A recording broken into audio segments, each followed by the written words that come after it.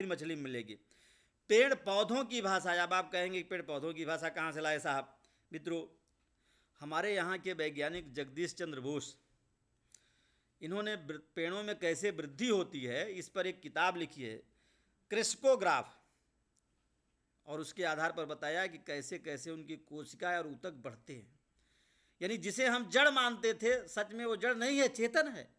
अब देखिए, उसी के अनुसार उन्होंने उनकी अगली किताब सजीव और निर्जीव की अभिक्रियाएं, इंटरएक्शन, यानी जो जिसे हम जड़ और चेतन कहते हैं, एक दूसरे के, जैसे मैं मर जाऊंगा, मुझे आप जला दीजिए या गाड़ दीजिए तो मैं मिट्टी में मिल जाऊंगा, पंचतत्वों में मिल जाऊंगा, यानी रिसाइकलिंग होता है मित्रों। वनस्पतियों की अभिक्रियाएं तथा पौधों की प्रेरक यात्रिकी, पेड़ पौधों का कैसे कैसे ग्रोथ हुआ, विकास हुआ। आप देखिए, जैसे गुजरात में चीकू पैदा होता है, आप इसे ले जाकर ऑस्ट्रेलिया में लगाए, चीकू नहीं मिलेगा आपको, मैं बता रहा हूँ, आप देखिए, प्रयोग करके देखिए। जैसे लीची बिहार में होता है, बिहार के बाद अगर गुजरात में आप लीची का पौधा लगाएंगे, लीची नहीं मिलेगी आपको। यानी भाषा जो है वो यादृच्छिक होने के साथ विचारों के आदान प्रदान में महत्वपूर्ण भूमिका निभाती है। आप देखें, चामस्की एक विद्वान है, उन्होंने कहा कि मानवेतर भाषा सृजनात्मक नहीं होती है, जबकि मानव भाषा सृजनात्मक होती है। सृजनात्मक मतलब क्रिएटिव होती है। सृजनात्मकता में 3 बातें होती हैं। असीमितता, यानी असीमित होती है। कैसी होती है? असीमित। उद्दीपन, अनुक्रिया, मुक्तता मानवेतर भाषा होती है। जैसे अगर किसी कुत्ते को प्रेम करना है तो अपने बाइसक में प्रेम कर सकेगा, जबकि मनुष्य ऐसा नहीं कर सकता। आप ध्यान रखिए, क्योंकि उसके पूरी आबो हवा, विभावानुभाव, व्यभिचारी, संयोगात, निष्पत्ति की के आधार पर, संस्कृति और सभ्यता के आधार पर वो प्रेम करेगा। संदर्भ उपयुक्तता, मनुष्य की जो भाषा होती है वो संदर्भ उपयुक्त होती है। अगर मैं आपके सामने भाषा की बात कर रहा हूँ तो मुझे भाषा से इतर नहीं भागना है। भाषा हमारे लिए किस तरह से इंटरएक्शन का काम करती है, किस तरह से भूत वर्तमान भविष्य को दिखाती है, किस तरह से मतलब क्रिया लिंग वचन का ध्यान रखना पड़ता है। यानी जब हम बोल रहे हैं तो सारी की सारी क्रियाएं समन्वित रूप में भाषा के माध्यम से व्यक्त हो रही हैं। यानी भाषा का जो स्वरूप है, अब आप देखिए, यादृच्छिक होता है। यादृच्छिक का मतलब हुआ जो हमारे लोगों ने मान लिया है, पूर्वजों ने जो मान लिया है, उसे हमें ज्यों का त्यों उसे संभाल के रखना है। जैसे अगर संस्कृत में कहा गया अहम विद्यालयम गमिष्यति, मैं विद्यालय जाऊंगा, तो अंग्रेजी में क्या कहेंगे? आई विल गो टू विद्यालय। हिंदी में क्या है? मतलब हिंदी में मैं विद्यालय जाऊंगा, गुजराती में हूँ विद्यालय जवा मांगू छू। यानी अलग अलग भाषा में सबके रूप अलग अलग, बात वही की जा रही है, रूप, पद, धातु, परसर्ग अलग व्यवस्था है।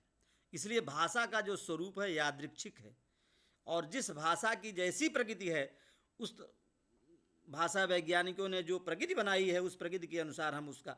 लेकिन अब आप देखिए, जो दलित हैं, पीड़ित हैं, शोषित हैं, जो गरीब हैं, जो अनपढ़ हैं, वो भी तो इंटरएक्शन करते हैं ना।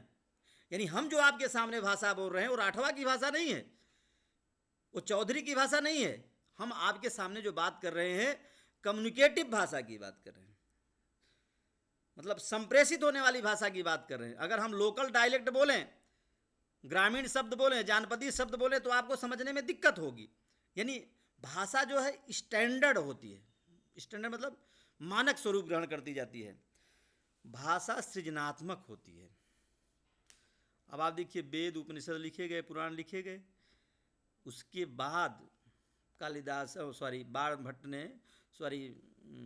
वाल्मीकि जी ने वाल्मीकि रामायण लिखा, और वह भी क्रौंच और क्रौंचनी प्रेम कर रहे हैं।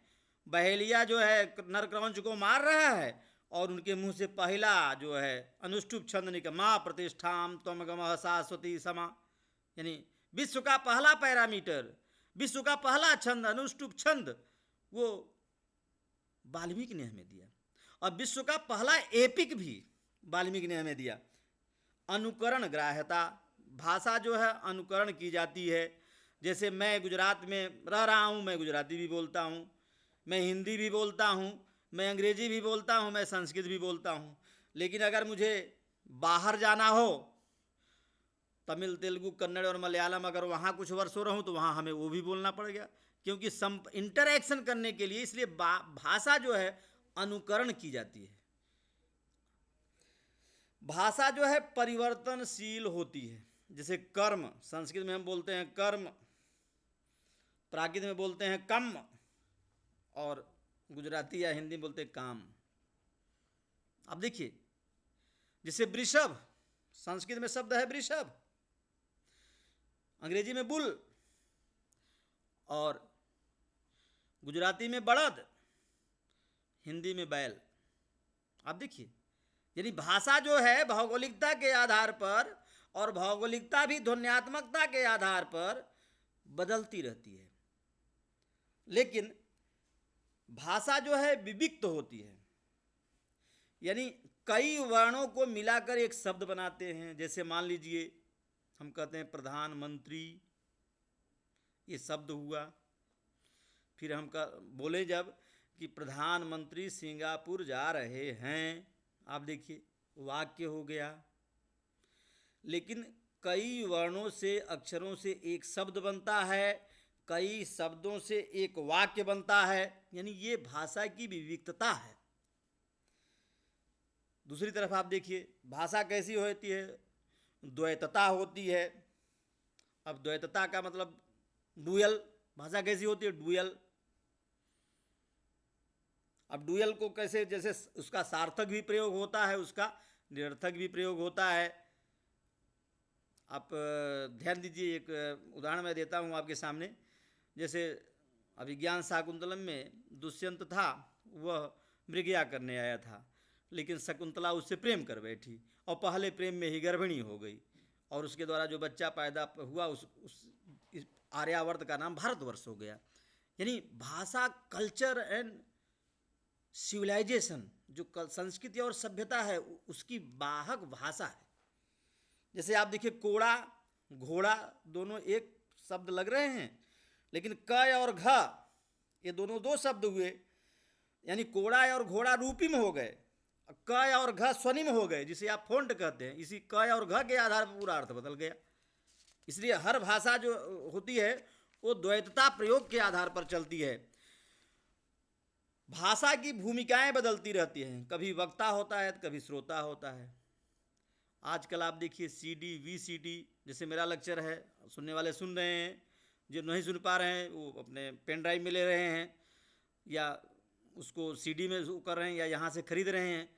यानी कहीं ना कहीं भाषा जो है, हमें भूमिकाओं की जो परिवर्तनशीलता के कारण भाषा जीवंत बनी रहती है। जैसे आप पढ़ते हैं ancient history, modern history, medieval history, science, हर एक भाषा की, हर भाषा की अपनी प्रकृति है। उस भाषा की प्रकृति को और उसकी जो भूमिका है उसे हम कभी नकार नहीं सकते। और हम जिस भाषा की बात कर रहे हैं वह भाषा सृजनात्मक है, क्रिएटिव है। अंतरणता, यानी भाषा में भूतकाल, वर्तमान काल, भविष्य काल तीनों का होता है, जबकि अंतरणता पशुओं की भाषा में नहीं होती। आप ध्यान दीजिए, पशुओं और पक्षियों की जो भाषा है, जो पहले थी आज वही है। एक समय था जब इस हिंदुस्तान में लोग संस्कृत बोलते थे, फिर पाली, प्राकृत, अपभ्रंश, आप देखिए। और आज जो है हिंदी का प्रचलन, हिंदी, गुजराती, तमिल, तेलुगु, कन्नड़, मलयालम, असमिया, ये सारी की सारी भाषाएं भौगोलिकता के आधार पर वो होती है। मौखिक श्रव्यता, भाषा जो है मौखिक श्रव्य होती है। हम मुंह से बोलते हैं, क्यों बोलते हैं? विचार विनिमय के लिए। और विचार विनिमय के बाद हम भाषा लिखने का अभ्यास करते हैं, वर्णमाला सीखते हैं, ह्रस्व और दीर्घ सीखते हैं।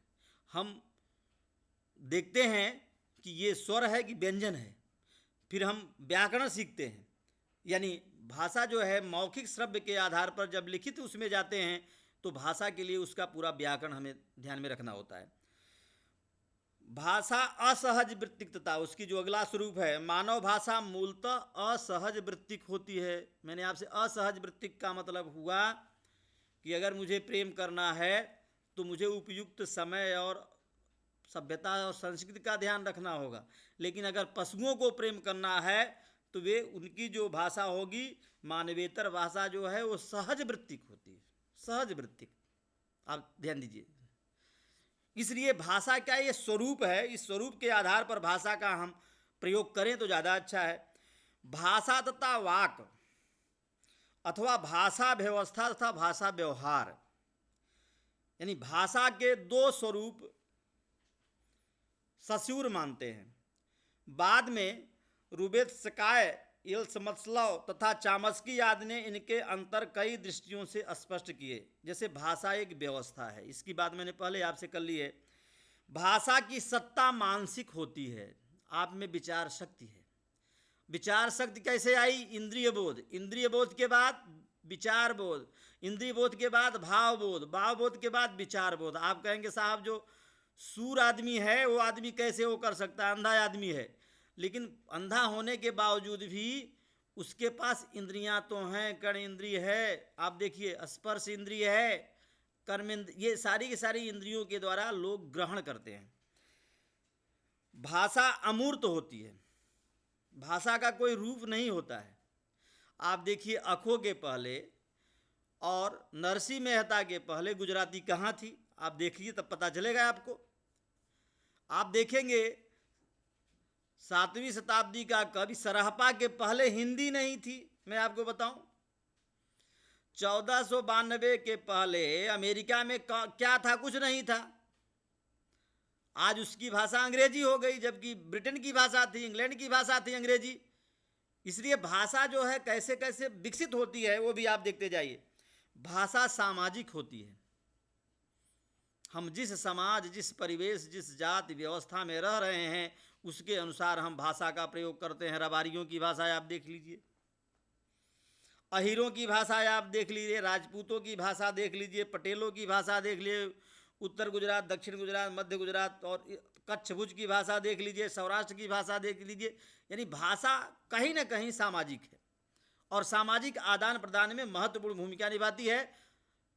जैसे दूहा गाना हो सौराष्ट्र का आदमी गा सकता है, भवाई करनी हो तो उत्तर गुजरात का आदमी भवाई अच्छा कर सकता है, गरबा करना हो तो गुजरात में हो सकता है, गुजरात के बाहर आपको नहीं मिलेगा। इसलिए भाषा सामाजिक होती है। वाक भाषा पर आधारित है। वाक यानी वाणी, वाणी यानी मुख विवर, मुख विवर यानी जब हम बोलते जैसे कहते कमल, रमेश, तो ये इंडिकेशन है, इमोशनल इंडिकेशन है व्यक्ति विशेष का। इसे हम क्या बोलेंगे? पर्सनल नाउन, व्यक्तिवाचक। जैसे रमेश इधर आओ तो रमेश ही आएगा, हम कहेंगे सुरेश इधर आओ तो सुरेश आएगा। इसलिए जो भाषा है वह वाणी पर आधारित करती है। भाषा समरूपी होती है, आप ध्यान दीजिए। डायलेक्ट जो है हेट्रोजेनियस होती है। हेट्रोजीनियस का मतलब हुआ अलग अलग, हर जाति हर धर्म के लोग अलग अलग भाषा का प्रयोग करते हैं, लेकिन अलग अलग बोली उसे कहेंगे, सॉरी बोली कहेंगे। और भाषा जो है कैसी होती है? होमोजीनियस। आप देखें सभी लोग अंग्रेजी सीख रहे हैं, रोडों का नाम, सब जगह का नाम अंग्रेजी में चला जा रहा है। स्पेलिंग सही लिख पाते हैं या नहीं लिख पाते उसमें हम नहीं पढ़ना चाहते हैं, लेकिन एक फैशन बनता जा रहा है। लेकिन अभी भी जो अनपढ़ लोग हैं, गरीब लोग हैं, जो नट हैं, जो मतलब विचरती मुक्त जातियां हैं, उनकी अपनी भाषा आप देखिए, उसमें आपको विभिन्नता मिलेगी, जबकि भाषा में समरूपता मिलेगी। आप दक्षिण गुजरात, उत्तर गुजरात, मध्य गुजरात, कच्छ भुज की भाषा आप देखिए, सौराष्ट्र की भाषा, सब में अंतर है। लेकिन जब हम आंसर देने लगेंगे तो उस समय गुजराती, मानक गुजराती, संप्रेषित होने वाले गुजराती में भाषा लिखेंगे। इसलिए भाषा समरूप होती है, जबकि वाक, वाक माने वाणी, बोली, वो कैसी होती है? हेट्रोजीनियस, अलग अलग। अगर पटेल बोलेगा तो अलग बोलेगा, राउत बोलेगा तो अलग बोलेगा, राठवा बोलेगा तो अलग बोलेगा। आप ध्यान दीजिए, सब यहाँ की जातियों का मैं नाम ले रहा हूँ। अगर कोई आपके यहाँ ऑस्ट्रेलियन आदमी है तो उसका बोलने का ढंग अलग, चाइनीज अलग, जापानीज अलग। इसलिए सब भाषा की अपनी प्रकृति है, उस भाषा के अनुसार अपने अपने विचारों को हम आदान प्रदान करते हैं, बाद में उसका ट्रांसलेशन करते हैं। भाषा की जो संरचना होती है उस संरचना में हाकिट भाषा संरचना के 5 स्तर मानते हैं। यानी व्याकरणिक, यानी व्याकरण का पूरा ज्ञान होना चाहिए। अब व्याकरण में मैं नहीं पढ़ रहा हूँ। स्वनिमिक, जैसे कमल, कलम, आप देखिए इधर उधर अर्थ हो गया है, हो रहा है नहीं हो, इसे स्वनिमिक कहते हैं। अरूप स्वनिमिक, ये तीन जो हैं भाषा के केंद्र हैं, सेंटर में हैं। जबकि आर्थी और स्वनिक अंतिम दो परिधि या बाहरी रूप हैं। अगर हमने भाषा अर्जित की है तो हमारे मस्तिष्क में भाषा का एक रूप, एक स्वरूप है। जब हम बोल रहे हैं तब आपको पता चल रहा है कि शिव प्रसाद शुक्ल बोल रहे हैं। और इसीलिए स्टाइल इज द मैन, हर आदमी की शैली अलग अलग होती है। आप ध्यान दीजिए, हर आदमी जो है जब बोलता है कोई अलग अलग, अगर मोदी बोल रहे हैं जापान और चाइना में बोल रहे हैं तो वहाँ बोलने का ढंग अलग होगा। लेकिन अगर गुजरात में बोल रहे हैं तो गुजराती में बोलेंगे, हिंदी प्रदेश में है तो हिंदी में बोलेंगे, लेकिन अगर विदेशों में बोलना है तो अंग्रेजी में बोलेंगे। यानी एक ही व्यक्ति है, लेकिन उस भाषा व्यवस्था को समझ करके वह आर्थी और स्वनिक के आधार पर, परिधि आधार पर, प्रधानमंत्री मोदी गुजराती अच्छी तरह से जानते हैं, लेकिन उसके बावजूद भी गुजराती के साथ हिंदी, हिंदी के साथ अंग्रेजी। या आपने ध्यान दिया होगा जब चुनाव आता है तो जिस प्रदेश विशेष में रहते हैं, प्रारंभ हुआ उस प्रदेश की भाषा, बंगला है, तमिल, तेलुगु, कन्नड़ और मलयालम, उससे शुरू करते हैं। इसलिए भाषिक संरचना में अर्थ, प्रोक्ति, वाक्य, रूप, शब्द, ध्वनि का विशेष महत्व है। अगर इसका ज्ञान है तभी हम भाषा का वो कर सकते हैं। भाषा की उत्पत्ति दैवीय उत्पत्ति, शंकर के डमरू से बात की जाती है। आप देखिए संगीत से हमने सीखा है, आप ध्यान रखिए। विकासवादी, धातु सिद्धांत, निर्णय सिद्धांत, अनुकरण सिद्धांत, मनोभावाभिव्यक्ति सिद्धांत, ये हो सिद्धांत, यानी जब आदमी श्रम करता है तब भी आवाज निकलती है। कोई गईता चला रहा हो, फावड़ा चला रहा हो तो आवाज निकलती है। इंगित सिद्धांत, यानी हम संकेत करते हैं। टाटा सिद्धांत, संगीत सिद्धांत, संपर्क सिद्धांत, ये सारे के सारे सिद्धांत हैं और समन्वय सिद्धांत है। इसके आधार पर भाषा एक रूप ग्रहण करती है। भाषा पैतृक संपत्ति नहीं है। अगर मैं विदेश में, भले ही गुजरात में पैदा हुआ, अगर विदेश में रहा तो अंग्रेजी सीख जाऊंगा। भाषा अर्जित संपत्ति है। भाषा आद्यंत सामाजिक वस्तु है। ध्यान दीजिए, भाषा परंपरा है, व्यक्ति उसका अर्जन करता है, उसे उत्पन्न नहीं कर सकता। भाषा का अर्जन अनुकरण द्वारा होता है। आप ध्यान दीजिए, अगर मैं गुजरात में हूँ तो गुजराती में बोल सकता हूँ। भाषा परिवर्तनशील है, हर समय भाषा परिवर्तित। जो अखो की भाषा है, जो नरसिंह मेहता की भाषा है, जो नवल राम नंद शंकर की भाषा है, वो जो पन्नालाल की भाषा है और रघुवीर चौधरी की भाषा नहीं है।